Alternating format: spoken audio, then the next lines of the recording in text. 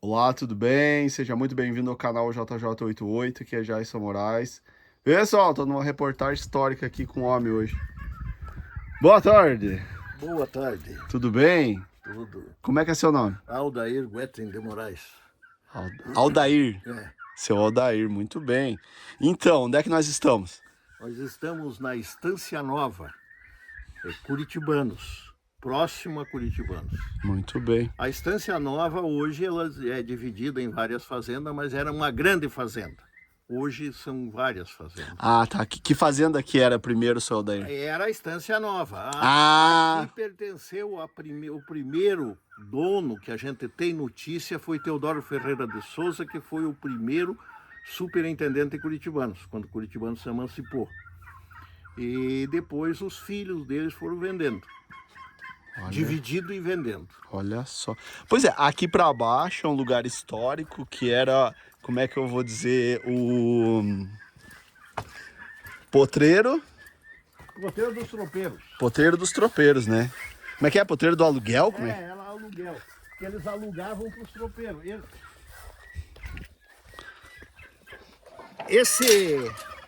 Essa região aqui eram 6 alqueires de terra que não se colocava nada, só deixava para os tropeiros.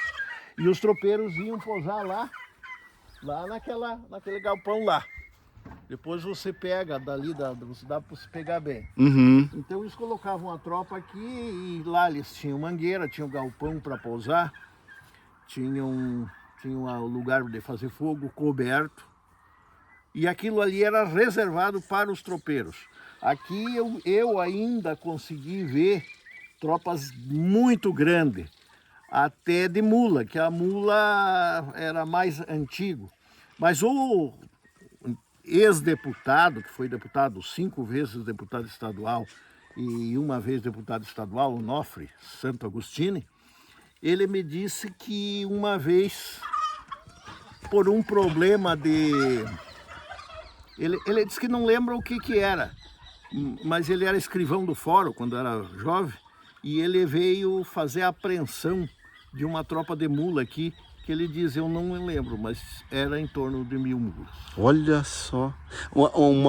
Porque essa mula, ela tava sem pagar imposto, é mais ou menos assim? Eu não sei, ele não me disse, ele disse que lembra que ele veio, porque ele era escrivão, Aham. não era ele que fazia, ele só veio para fazer a apreensão. Olha aqui, ó. E tem umas mulas aqui, ó. Olha aqui, ó, gente, ó. Olha só. Pois é, falando em curitibanos, a cidade de Curitibanos foi fundada em torno dos tropeiros. Dos tropeiros, existe uma que por volta de 1733 ou 34, porque eles davam prioridade para viajar no verão. E se eles, pode ter passado aqui no final do ano de 1733 ou começo de 34, que o Cristóvão Pereira de Abreu, que é considerado o primeiro tropeiro que conduziu tropa rumo ao centro do país, ele diz que ele passou aqui com 3.000 animais. Olha Ele só. não diz, e ele diz que 800 eram suas e o restante de tropeiros anônimos, e que eram 130 tropeiros. Bárbaro. Agora você imaginou o tamanho, porque eu calculo assim, que um tropeiro numa viagem, porque eles levaram essa tropa na Vila Rica, hoje Ouro Preto, em Minas Gerais. Eu digo que cada tropeiro tinha que ter no mínimo 3 mulas para fazer uma viagem desse tamanho. Se tinha 3.000 mulas de negócio, e 130 cada um com 3, você faz essa conta, isso, e ainda tinha as mulas de cargueiro, porque o que eles comiam, o que eles levavam, eles conduziam, tinha cargueiro, tinha a tropa de mula arriada na comitiva. Então se veja o tamanho dessa comitiva. E é por isso que eu digo, nós... 1834. 33, 34. 34, aham. E digo, nós homenageamos os tropeiros que fundaram, que criaram a nossa região, mas o Cristóvão Pereira de Abreu, dos 130, então 129 ficaram anônimos. que só ele aparece nos escritos. Então, e ele fala em locais muito antigos, por exemplo, o Rio dos Cachorros, ele já fala nos seus escritos. Ele diz do Rio dos Cachorros nos curitibanos mais ou menos 2,5 léguas. Então ele fala de alguns locais. O Francisco de Souza e Faria, que abriu o primeiro carreiro que deu origem ao Caminho das Tropas, também ele fala no Campo Alto, fala no Rio São Lourenço, ele fala um outro nome do rio até chegar no Rio Una. E ele diz que só aí ele encontrou indícios de gente, porque os índios ele não consideravam gente. Então só no Rio Una, na linguagem indígena, é negro, é o Rio Negro. Lá no Paraná quase, já Paraná. Na divisa do Paraná. Ele diz que só aí ele encontrou indícios de gente. E ele começou essa estrada em Araranguá, Santa Catarina, e ele subiu a serra e ele ficou acampado, inclusive, esperando o reforço. E ele diz que se mantinham de vacas mortas à espingarda. Eles matavam, então já tinha gado aqui. Por isso que nós temos o Dia do Tropeiro agora, dia 26 de abril, e o Dia do Tropeiro em Santa Catarina, ele existe por lei estadual e em Curitibanos por lei municipal. E foi a morte do padre Cristóbal de Mendonça e Orellana.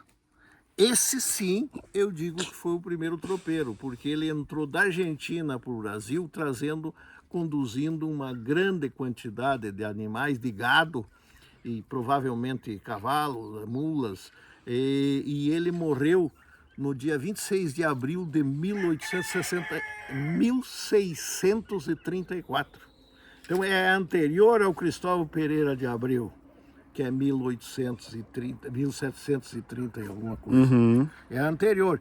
Então, baseado na morte do padre Cristóbal de Mendonça e Orellana, é que nós conseguimos que o governo do estado de Santa Catarina, por intermédio da Assembleia Legislativa, criasse a lei e em Curitibanos também. E aí eu descobri que na Lapa, desde 1966, já tem o Dia do Tropeiro também, dia 26. 1966. E agora em 2019, me parece que o governo do Paraná também oficializou o Dia do Tropeiro. E em Sorocaba, eles querem, no estado de São Paulo, eles querem criar o Dia do Tropeiro, mas no dia da morte do Cristóvão Pereira de Abreu, não do Cristóbal de Mendonça e Orellana. E você sabe que o gado, ou qualquer tipo de animal que não tem marca e nem sinal, Orellano. é orelhano, porque o orelhano, o padre Cristóbal de Mendonça e Orellana, não marcava e não sinalava, ele simplesmente soltou no Pampa gaúcho. E alguns escritores dizem que ele trouxe 25 mil cabeças. Olha. Outros 15 mil cabeças, eu não sei. Mas ele era um padre. Era um padre. Mas por que ele mexia com gado? Mas os padres naquela época tinham fazenda. Existe no livro do Soleira, você conhece? Carlos Soleira, Carlos Soleira. Existe um inventário de um padre. E isso aí é uma polêmica porque no Rio Grande do Sul eles dizem que a bombacha ela apareceu depois da Guerra do Paraguai, ou veio com a Guerra do Paraguai. E também é 1600 e alguma coisa um inventário de um padre ali na região de São Luís do Purunã, por ali, que diz o seguinte, descreve os bens do padre, tanto de terra, era uma barbaridade, gado, cavalo, mula, porco e 2 bombachas novas sem uso algum. Tá lá no inventário do padre, e é 1600 e alguma coisa. E outro detalhe, na Guarapuava tem um escrito de 1600 e pouco também, que os soldados portugueses prenderam os índios estavam nus. E era um dia muito frio, um índio tremia muito. E um dos soldados, se condoendo do índio, cedeu uma de suas bombachas. Olha, Isso está escrito. então a bombacha não é tão nova assim. Só que não era essa bombacha, esse tipo de bombacha que nós conhecemos. Não tinha os adereços, era simplesmente uma calça larga e feito um punho com uma espécie de, como é que chama para amarrar? Um cadarço ali do próprio tecido, porque eles não tinham botão. A camisa também era transpassada, as primeiras com um cadarço longo amarrado, eles transpassavam assim e daí amarravam. Que coisa! Tem muita, atrás do tropeirismo, tem muita coisa histórica, né? Não, o tropeirismo ele trouxe para nós tudo, a cultura, a maneira de falar. Se você pegar, eu fiz uma pesquisa e eu consegui mais de 700 palavras usado. Você pega o Rio Grande do Sul, onde passou o tropeiro, aqui em Santa Catarina, no Planalto Catarinense, e os Campos Gerais do Paraná, palavras usadas que os outros às vezes não conhecem. Então, Tipo? Algumas palavras assim que a gente Tipo faz. pelear. Pelear. Que é de origem castelhana, né? Sim. O pelear, né? Porque existe isso aí. Existe uma coisa que a história oficial não conta, mas tanto os espanhóis como os portugueses, quando eles vieram para o Brasil, eles não trouxeram mulher, eles não tinham família, vinha só homem. E eles... Ele vinha solto, ele deixava a família lá, né? E eles tinham um filho com as índias. Então a origem do gaúcho é a mesma origem do nosso caboclo do Planalto Catarinense. Só que lá tem uma influência espanhola muito grande. E aqui é mais só de português. Porque tanto o espanhol como o português tinha filho com as índias. Onde ele passava... Onde ele passava, deixava filho. E isso eles não gostam que conte, mas existe. Foi a verdade, né? É a verdade. É a origem do gaúcho, né? É, do gaúcho e do caboclo.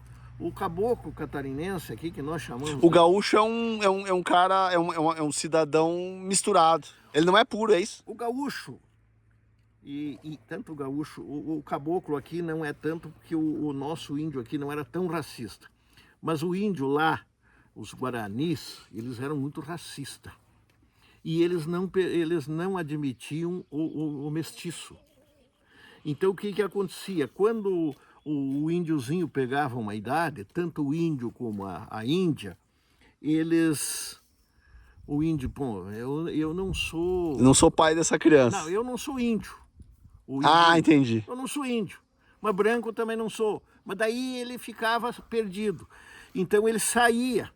E aí se criou o termo gaudério. O que é gaudério? O que anda sem rumo? Chiru gaudério.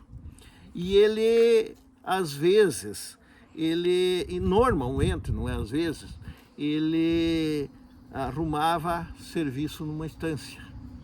Grandes estâncias. Ele ia ser peão. Ia ser peão de estância. E vivia como... Ainda, dizem que ainda existe no Rio Grande do Sul, que eu não conheço, conheço de passagem a região da fronteira, mas diz que ainda existe estância que eles comem carne 3 vezes por dia. Porque esse mestiço, eles ficavam nas estâncias, porque que as fazendas da fronteira oeste do Rio Grande do Sul, eles chamam de estância, e aqui para cima fazenda. Porque essas estâncias era a nata do terreno, a pastagem, que pegava a pampa. A pampa maior é na Argentina, e Uruguai, e a menor é no Brasil, mas pega a região da pampa. E é muito bom de pasto. Então quem é que era dono? Os políticos. A maioria morando em Porto Alegre, às vezes no Rio de Janeiro. E eles vinham passar as férias. Eles vinham estanciar. Por isso existe estância hidromineral, onde a pessoa vai... né? Olha só! E na serra, o que aconteceu? O tropeiro foi descendo e foi trazendo família. E foi se localizando. Então, eles chamam de fazenda porque ali existia família, e aí surgiu os bailes, porque eles ficavam muito isolados, de vez em quando eles resolviam carnear um boi e se reunir, fazer uma confraternização. Os bailes foi os tropeiros.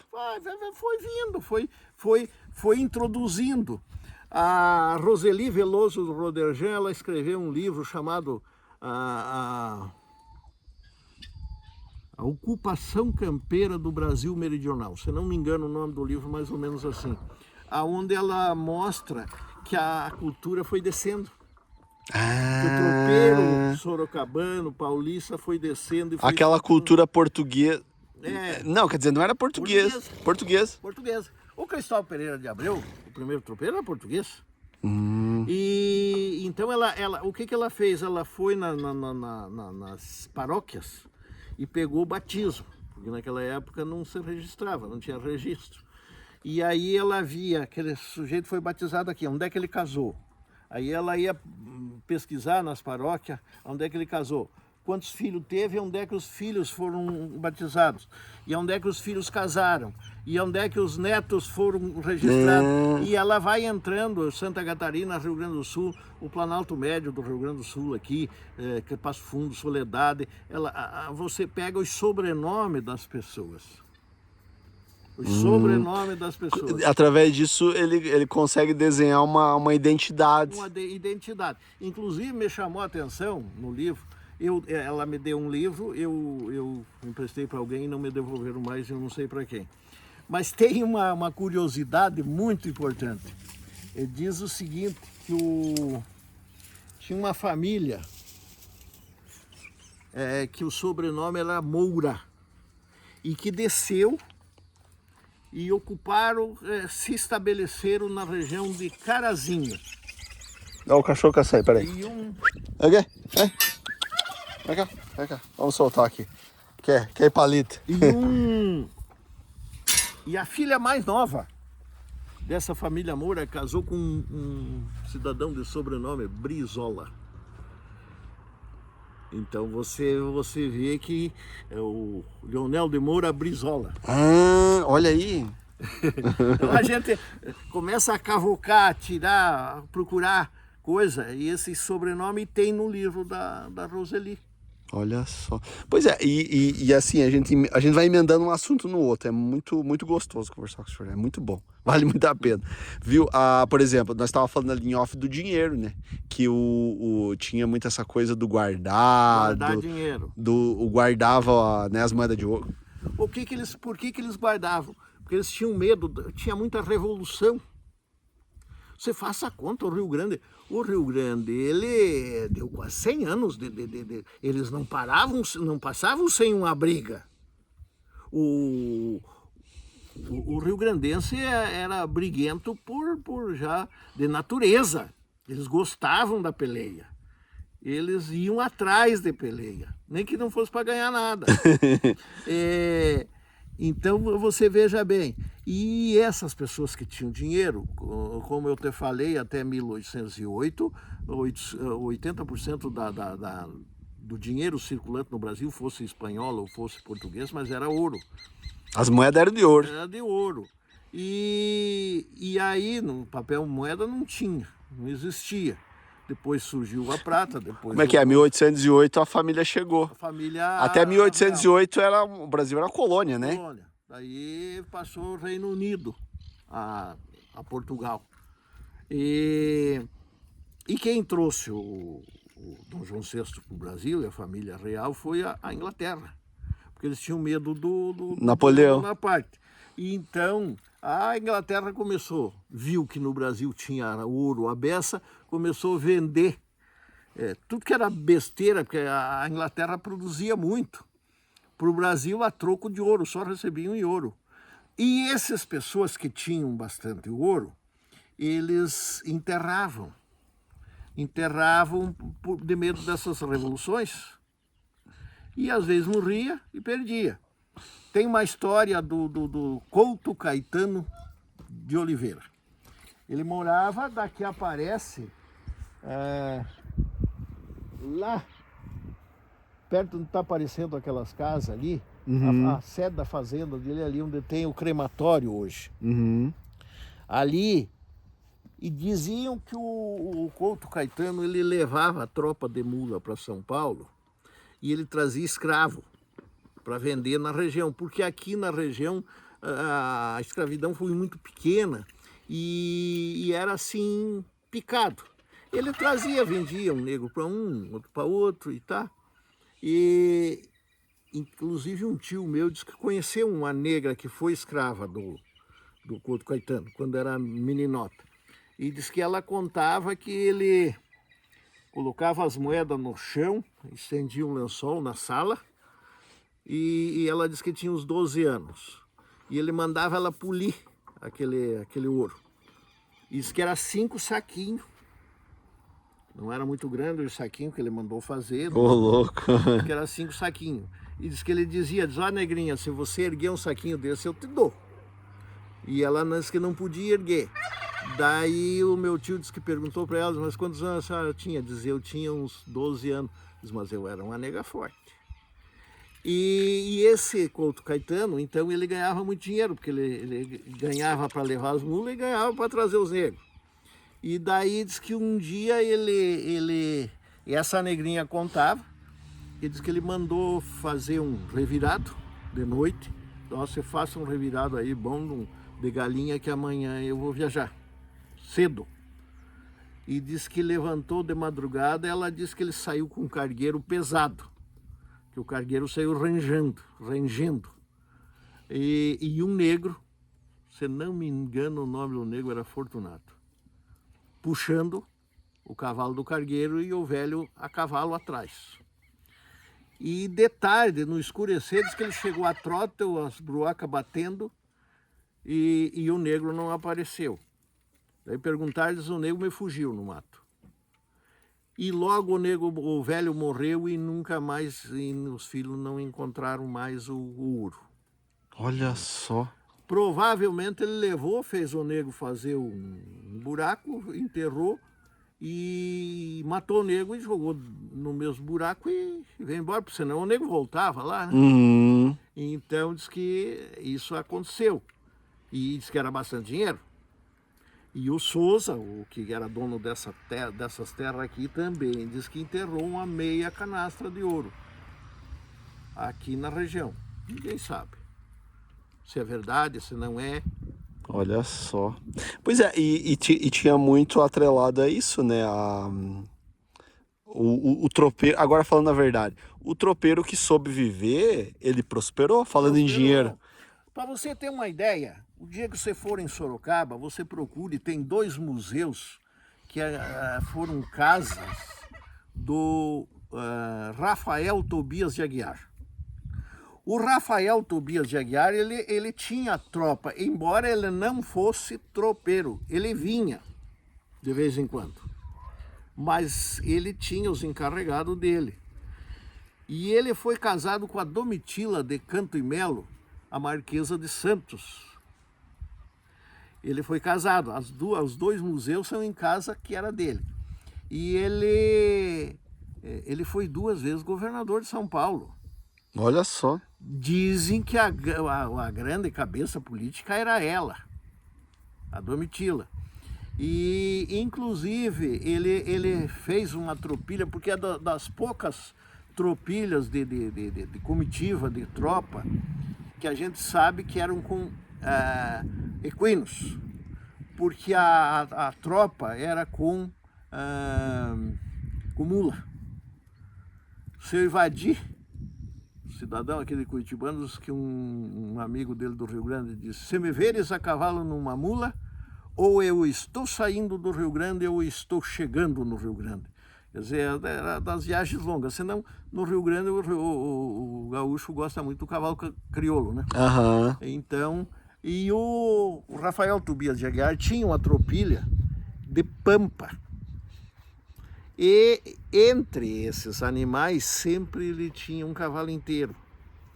Descia a tropilha do Rafael Tobias de Aguiar. E aonde eles pousavam, às vezes nascia do proprietário do lugar onde eles pousaram um potrilho pampa. Aí perguntavam de onde é que surgiu esse pampa. Disse, isso aí é dos tubianos. Dos tubianos. E aí no sul do Brasil hoje se chama o pampa de tubiano. Olha só, é verdade. Que coisa. Pois é, daí falando nessa coisa, desde uma pessoa muito pobre, que nós estávamos falando, teve muita gente que ganhou dinheiro e ficou rico com tropiada. Ficou rico com tropiada. Uma coisa interessante, eu digo que o negro aqui na nossa região, ele não foi maltratado. O negro eles usavam bastante para as tropiadas. E na tropiada, ele dormia nas mesmas condições que dormia o patrão, comia da mesma comida, ele tinha uma vida igual o patrão na tropiada. Porque se faça conta, ele sair daqui, depois quando criaram a feira de Sorocaba... Que ano começou a feira de Sorocaba? Eu não lembro agora a feira que ano começou, sei que ela terminou em 1897. Terminou praticamente depois que começou ter presidente, isso? Depois que começou a ter a estrada de ferro. Ah. A estrada de ferro favoreceu. E daí o que aconteceu? Deu um surto de malária.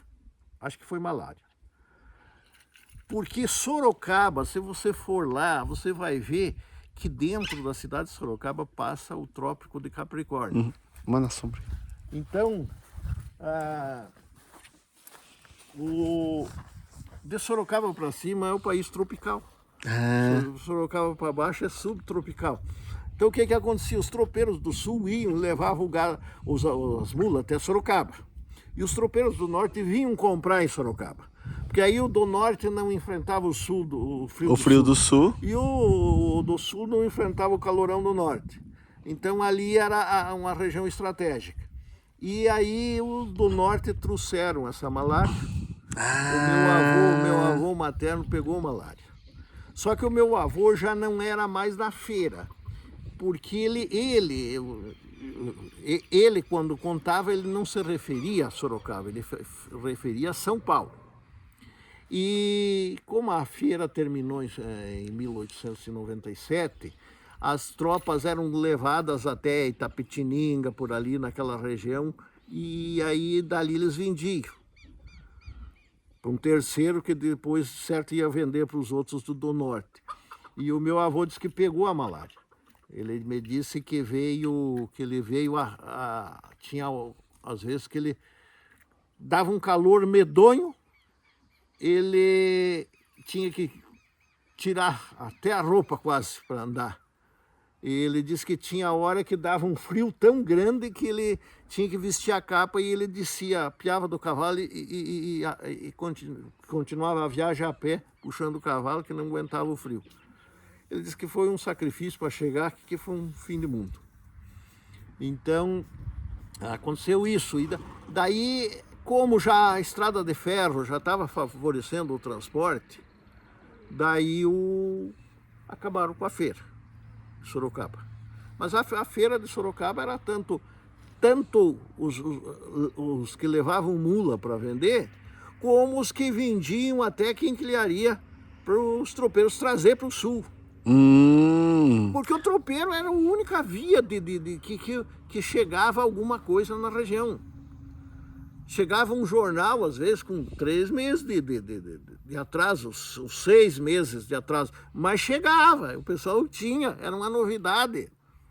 Você já imaginou uma revista, naquela época, chegar na região que não tinha nada? Um relógio. Você veja bem, era uma coisa assim fantástica. O meu avô contava uma história. Esse não é o que eu falei, que o tropeiro para São Paulo era o avô materno. Agora esse é o avô paterno. Não existia revólver. Existia pistola carregada pela boca. E de 2 canos no máximo. Então era 2 tiros e daí... E apareceu um cidadão, veio pelo caminho das tropas com um cargueiro de revólver. Schmidt, marca velha, 38. E ele, se faça conta, ele diz que vendeu, ele comprou, pagou 95 mil réis por um revólver. e vendeu terneiro de ano a 5 mil réis. Eu fiz uma conta, dá 18 terneiros um revólver. Barbaridade. 18 terneiros dá 100 mil. Né? Um terneiro de sobreano, né? Então você veja Pá. como é que era a coisa, né? A gente começar a fazer um cotejamento dos preços, dos valores das coisas, mas isso tudo vinha pelo caminho das tropas. E outra coisa, nós estamos falando de um Brasil, que nem o senhor falou. O Rio Grande do Sul era mais povoado, Santa Catarina e Paraná era muito pouco povoado. Muito pouco. Era povoado aí nas regiões litorânea e no caminho das tropas, em torno do caminho. No caminho os tropeiros foram. Você sabe que saiu, eu vi isso escrito, mas eu acho que no museu tem uma coleção de livros, eu acho que foi lá. Que, se não me engano, o Borges de Medeiros, quando foi governador do Rio Grande do Sul, ele colocou uma lei que as pessoas que morassem ao longo do caminho das tropas seriam obrigados a prestar assistência aos tropeiros. Olha só. Mas em si, o pessoal prestava muita assistência ao tropeiro, porque o tropeiro era muito sério. A primeira coisa. O tropeiro era bom, era um cara... Era um cara sério. E ele precisava das pessoas, então ele tinha que ser sério com as pessoas. E as pessoas precisavam do tropeiro porque qualquer coisa que eles quisessem encomendar, que não tinha na região, porque o que tinha aqui na região, o que o pessoal produzia. O que não tinha, depois mais tarde eles começaram a ir buscar em Blumenau, com tropa arreada. Olha só. Mas senão antes não tinha nada aqui, meu amigo, não tinha açúcar, não tinha nada. Então esse pessoal dependia do tropeiro.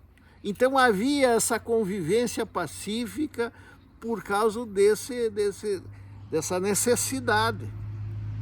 Os tropeiros precisavam das pessoas, porque eles tinham que posar, às vezes um tropeiro ficava doente, era recolhido numa casa, às vezes... Escute, me conte uma coisa, quem que virava tropeiro geralmente? Por exemplo, eu tinha 6 filhos homens. Não eram todos que viravam tropeiro, né? Eu vou te contar uma historinha do meu avô materno, que era negro, moreno, mulato.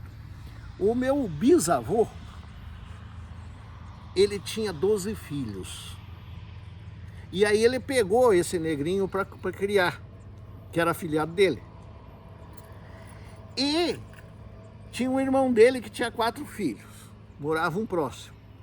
E foram lá para Blumenau, na região de lá, que eu não sei, não vou dizer que é exatamente em Blumenau, mas na região, e trouxeram um professor. E eles contrataram esse professor por 1 ano. E naquela época não era primeiro ano, segundo ano, era primeiro livro, segundo livro. A pessoa passava o livro. E o que aconteceu? Eram 12 mais 13 mais 4, 17, né? O único que se destacou foi o negrinho. Os outros pouca coisa, não aprenderam quase nada. E o negrinho se destacou. Principalmente em matemática, o negrinho dava um nó em todo mundo. Com 13 anos, ele me contou que com 13 anos ele já ia para Blumenau de chefe de tropa. Levava um queijo para vender e de lá trazia mercadoria e ele que comandava. Ele que negociava. Ele que negociava, com 13 anos. E aí o que aconteceu? Como naquela época não... Porque as minhas avós e o avô paterno, eu brincava com eles que eles eram PO, porque PO na pecuária é puro de origem, né? E eles, desde que os antepassados vieram para a Alemanha, da Alemanha nunca casaram fora daqueles... Do alemão. Granemann, Goethe, Rauen, Drissen, que o Drissen era holandês, mas veio junto. Então elas eram puras de origem. E como não existia namoro, eram os pais que acertavam os casamentos, acertaram o meu avô. O negrinho casou com uma filha do pai de criação dele, que era a minha avó. Que coisa. Pois é, então o tropeiro, ele era um cara inteligente. Não tinha que ser, porque ele tinha que negociar. Claro que tinha aqueles coitados que iam só para tocar. Existia, e ele tinha que ter habilidade. Você viu falar, tem uma música, a letra, ninguém fala, mas a letra é de Nilo Bairros Brum. Ele era um promotor do Rio Grande do Sul. E ele fez essa letra e o Léo Almeida defendeu na 7ª Sapecada da Canção Nativa em Lages e ganhou o primeiro lugar. Tropeiros. Ah, nossa, me arrepia aquela música. João Miguel era essa? Isso. Aprendeu nas arribadas. Você sabe o que é uma arribada? É uma palavra tropeira, né? Arribador era aquele tropeiro muito experiente que quando um bicho se extraviava, ficava na arribada.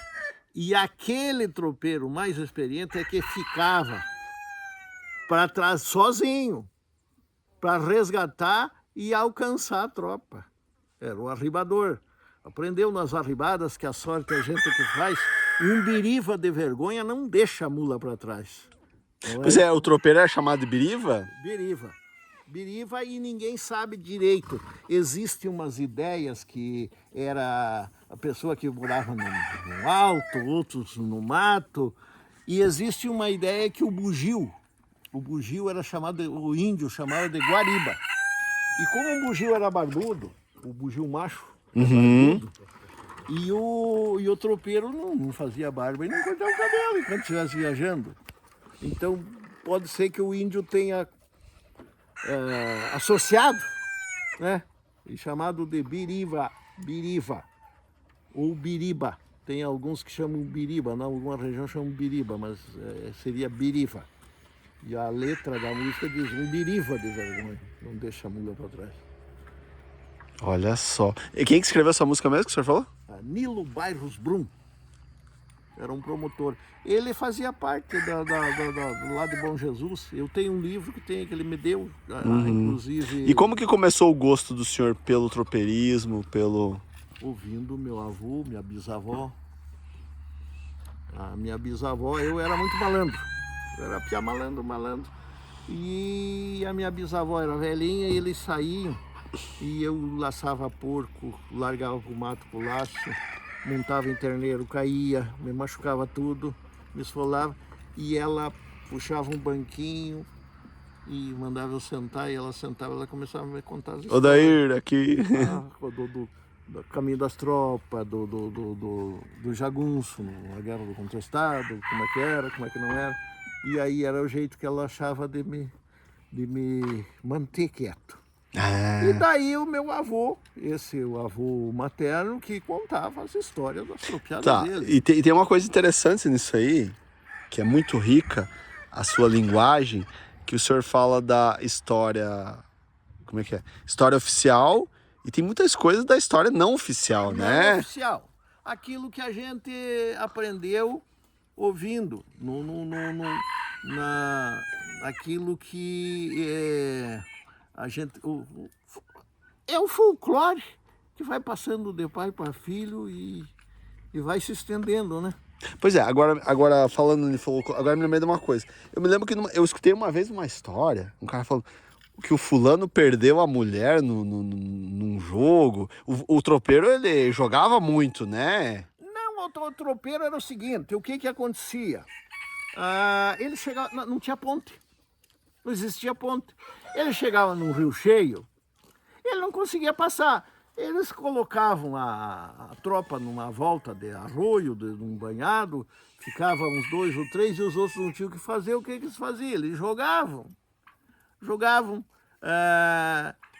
No Rio Grande do Sul é muito comum jogar paleta, você já viu? Paleta é um pedaço de pau, assim, que eles... É tipo como se fosse uma bocha, mas é com um pedaço de madeira, porque eles não tinham outra coisa. Então eles faziam. E outra coisa, esse não é do tropeiro, mas os tropeiros também usavam, que a música nativa, a nativista, Você pegue uma música nativista antiga que você não dança. Não é dançável. A música galponeira, ela começou bem mais tarde, que é a música que dá para dançar. A bailável. É. A música nativista eram os filhos de índio e de cruzados, os mestiços, lá da fronteira do Rio Grande do Sul com a Argentina, que eles ficavam de noite em redor do fogo e eles iam compondo, fazendo. Aqui no Planalto Catarinense, depois se eu achar eu quero te mostrar, é muito comum as décimas, que eu não sei por que décima, porque tem décima que tem 50 versos. Que é, na verdade, contando uma história, né? Contando uma história. Aqui tem um ditado popular, Touro do Mariano. Touro do Mariano é aquele caboclo que é... Touro do Mariano. Aquele é o touro do... Por quê? Porque tinha um touro do tal de Mariano que não respeitava a cerca e ia de uma fazenda para outra. Touro do Mariano. E tem a décima do Touro do Mariano. Eu tenho ela aí. Tenho aqui, você sabe que no Brasil nunca existiu tigre. Mas eles chamavam a onça pintada de tigre. E deram um tiro na mão de uma onça e ela ficou com a mão virada para fora. E criaram um folclore do tigre da mão torta. E esse tigre também fez sucesso. Ele matava terneiro, ele pintava o busto. Tem a décima dele também. Eu tenho ali. Então era assim que as coisas iam, porque eles não tinham, era eles, às vezes sem instrumento, mas eles cantavam, eles declamavam, eles tinham aquela maneira de viver deles. E aqueles lugares que eles passavam que, tipo, que tinha índio, tinha os lugares assim, como é que é, os trechos, né, de perigo, né? Tinha. Aqui era o seguinte, o Planalto era ocupado mais pelos índios caingangues.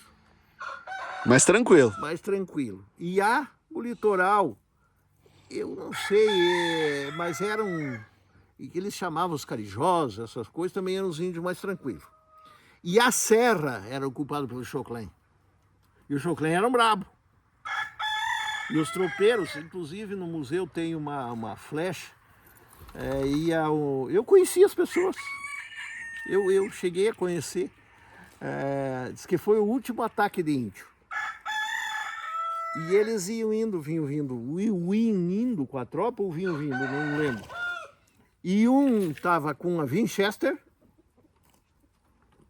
atrás da tropa e as balas estavam com o madrinheiro num bocó.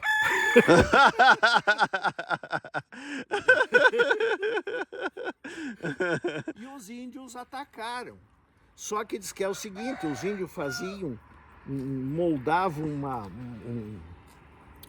um ataque? Um ataque, mas eles moldavam com folha e ficava ali, para eles atirar no cavaleiro. E os tropeiros, que aí é outra coisa, aí é tropa arriada, que eles iam aqui para o litoral. Eles já descobriram essa técnica dos índios, eles apiavam, eles desciam a serra a pé. E aí o índio não tinha porque ali diz que eles não erravam. Entendi. Lá naquela folha...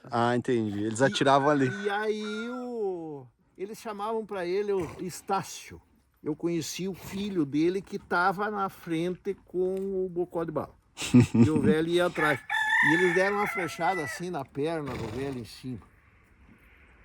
A flecha entrou, ele tirou e tá no museu a flecha. E tinha essas coisas. Outra coisa, os índios na serra atacavam muito. Era tio do meu sogro. Meu sogro que vai ser homenageado agora no dia do tropeiro. E esse cidadão era tio dele, casado com a tia dele, irmã da mãe dele. Ele foi viajar e ele tinha feito uma casa nova. E a casa não estava bem pronta. e não tinha escada para subir para o Sote. Então eles calculam mais ou menos isso. E diz que eles vinham vindo numa distância longe, ele enxergou uma fumaça. Ele disse aquela fumaça lá em casa e a casa que está queimando. E diz que deixou a comitiva, porque aí eles estavam voltando, ele estava só com a comitiva.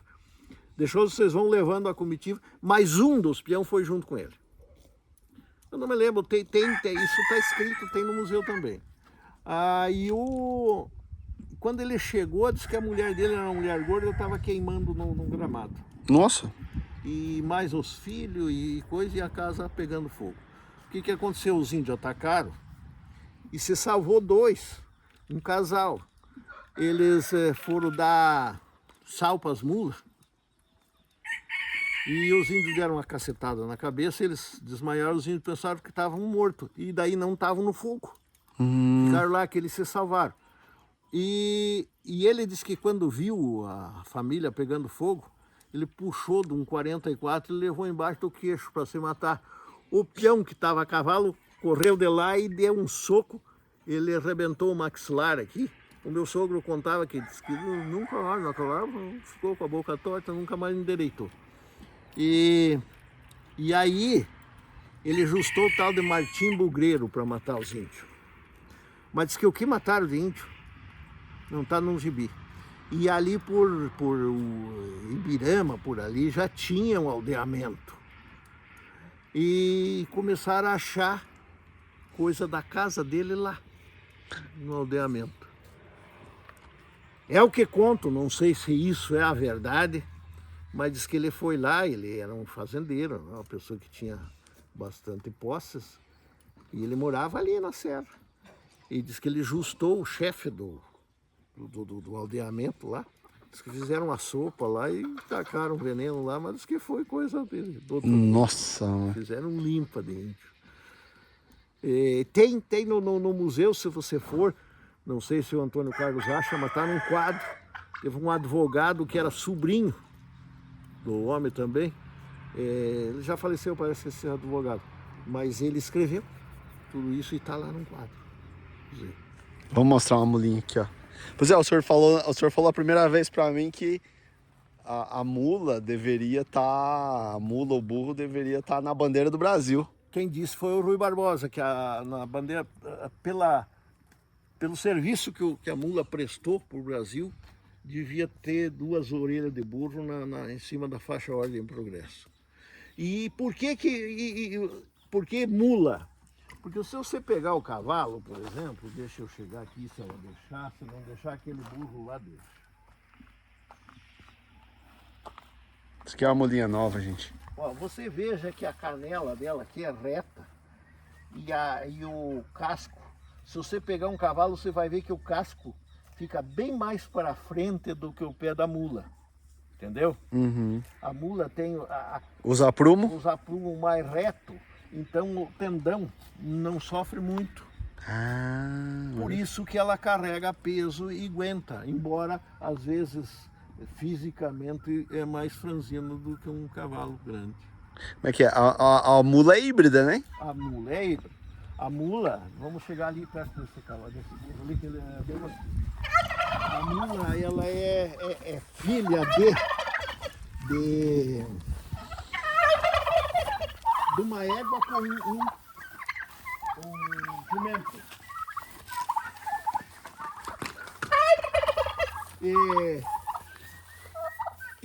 Ao contrário, o jumento a jumenta com o cavalo dá o bardoto. E o bardoto, ele 95%, segundo um veterinário que eu conversei, dá problema de parto. E o bicho morre, porque ele puxa mais o pai e dá grande. Só que agora eu vi que em São Paulo tem uma fazenda de bardoto. Porque o que eles estão fazendo? Hoje é fácil você, com a transferência de embrião, você faz em laboratório e coloca numa égua, aí nasce o bardoto. Não nasce da jumenta. Da jumenta. Olha, né? Só. Então, e é interessante, você veja bem, agora nós estamos na Semana Santa, né? Então você veja aquela lista que tem pode ver que esse ali aparece pouco, mas todo burro, mula tem essa lista. Essa lista chama-se lista crucial. E existe uma lenda que quando Nossa Senhora fugiu com o menino Jesus para o Egito, eles foram a cavalo numa mula. E o menino Jesus fez xixi e escorreu ali. Então essa é uma lenda. É a marca. É a marca. Marca de Jesus. É. A lista crucial, o nome dessa. Olha só. Pois é, meus dois avós eram tropeiros, né? Então, o vô contava a história do bêbado. Que Nossa Senhora abençoou o bêbado. Sabe essa história, não? Não sei. Tava naquela fuga pro Egito de mula. E estavam seguindo. E chegou numa cidade e o ferreiro tava bêbado. E pregou o ferro da mula ao contrário. E aí quando o pessoal que tava perseguindo chegou lá e disse, não, opa, voltaram. Seguiu mais um pouco, o rastro deu ao contrário. Nossa Senhora abençoou o bêbado, diz que por isso que bêbado não morre fácil. Você viu contar que algum bêbado morreu de Covid? Não! Morrendo. Vai brigar o bêbado. Tem um monte de história. E aí o meu avô falava, o bêbado ele foi abençoado por Nossa Senhora. Pois é, tem dessas histórias. O burro e a mula também, né? Uhum. Então, ali, ó, gente, ó. A cruz. Como é que é?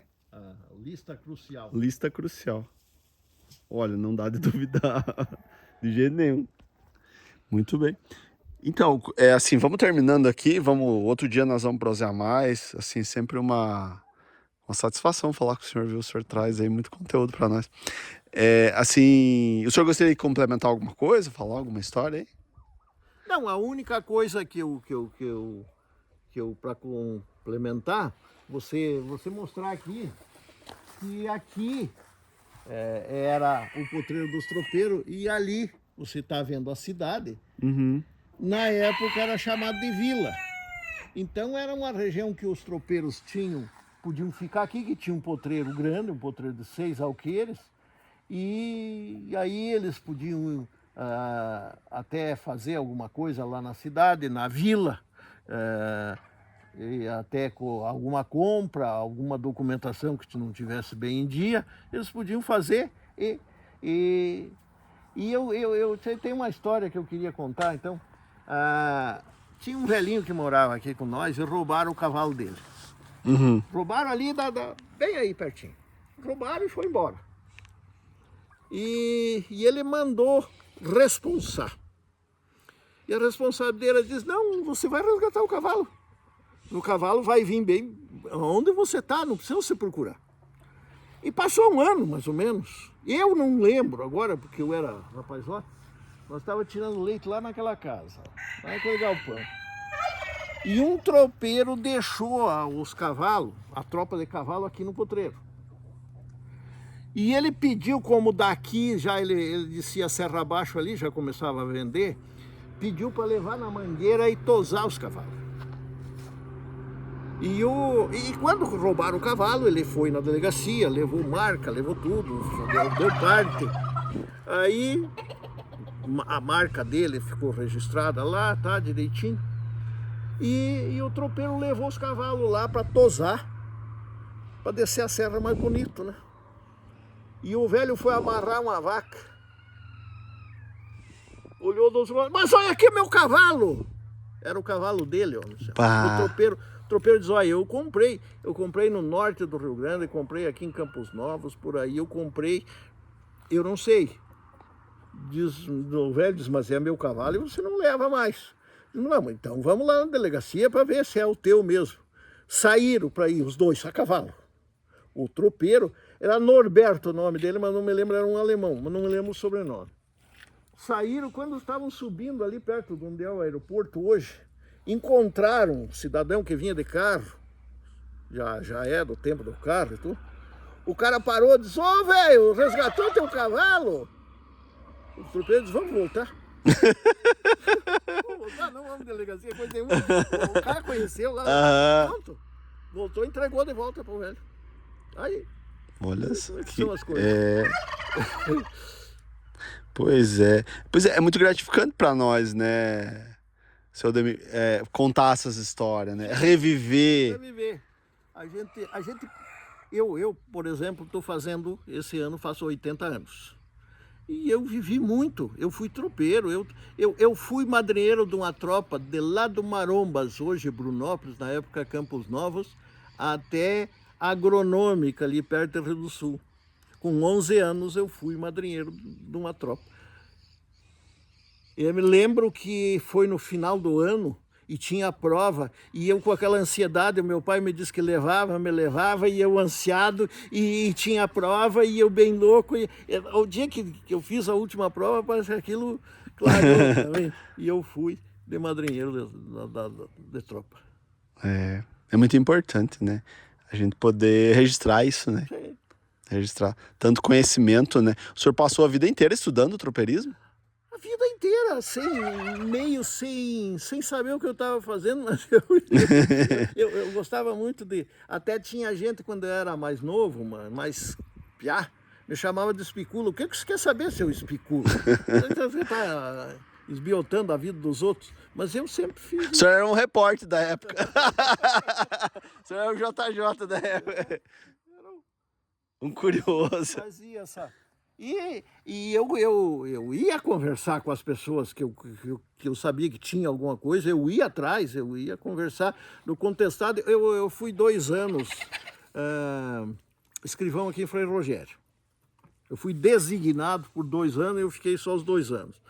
E ali ainda tinha muitas pessoas que eram do tempo da Guerra do Contestado. Inclusive o delegado eu era escrivão, era tabelião e era escrivão da delegacia. E o delegado era um ex-jagunço. E eu conversava com ele e ele às vezes dizia, olha, quem sabe bem é fulano de tal. Aí ou eu ia lá ou ele trazia o sujeito para conversar comigo. E aí a gente não tinha muito serviço, né? A gente conversava às vezes 2, 3 horas, a tarde inteira às vezes. Muito bem. Parabéns pro senhor, um abraço. Valeu. Deus abençoe. Deixa um conselho bom pro povo. Conselho bom para o povo é o seguinte, hoje a gente vê as escolas, é uma tristeza. Tem um canal que entrevista os alunos, pergunta coisa básica, ninguém sabe. O povo mais jovem tem que prestar mais atenção, estudar mais, para saber o que está acontecendo, o que aconteceu, por que está assim. Se as pessoas se interessassem mais, o Brasil não chegava onde ele chegou agora. Parece que nós estamos caminhando para trás. Nós estamos caminhando para trás. Você sabe que eu vi uma pesquisa, não sei se é verdade, que pela primeira vez na história, a geração mais nova tem um QI mais baixo do que as antigas. Eu já vi isso. Eu vi gente especialista falando isso, que tá começando os filhos saber menos que os pais. Saber menos que os pais, porque o bendito celular não deixa mais as pessoas. Eu vi uma piada esses dias, o caboclo chegou no médico e disse, doutor, o que eu tenho? Eu vivo de cabeça baixa, não dou bola para ninguém, as pessoas falam comigo, eu não dou bola, não presto atenção em nada, o que eu tenho? Diz, você tem um celular. Deus abençoe, um abraço. Pessoal, vocês estão assistindo nós, deixa o like aí, compartilha, se inscreva no canal e vem com nós que aqui é cheio de vídeo assim. Um abraço e até a próxima. Valeu, gente, foi lindo aqui, ó. Você vê. Esse chama o bicho de burro, né? Mas de burro não tem nada, né? Não, isso aí é muito Muito inteligente. muito inteligente.